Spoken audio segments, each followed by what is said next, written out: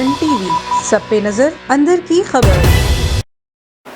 دادو ضلع کے کھیر تھر پہاڑی سلسلے سے آنے والے سیلابی پانی کے بچاؤ کی بند گاج ڈائیورشن RD11 پر غیر معیاری مٹیریل استعمال اور سست رفی میں کام چلنے پر محکمہ آبپاشی انتظامیہ کے خلاف مقامی باشندوں کا نذیر بلوچ، غلام رسول بلوچ، امجد بلوچ اور دیگر کی قیادت میں احتجاجی مظاہرہ کیا گیا۔ اس موقع پر مظاہرین نے الزام عائد کرتے ہوئے کہا کہ گزشتہ برس مونسون بارشوں کے بعد بلوچستان اور سندھ کے کھیر تھیر پہاڑی سلسلے سے آنے والے سیلابی پانی کے دباؤ پر گاج ڈائیورشن بچاؤ بند RD11 سے ٹوٹنے کے بعد سیلابی ریلے نے کاچھو کے سینکڑوں دیہاتوں میں تباہی مچائی۔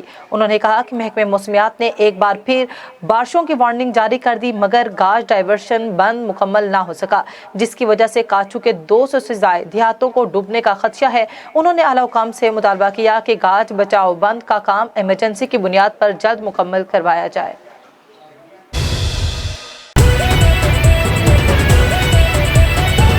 A1 TV، سب پہ نظر، اندر کی خبر۔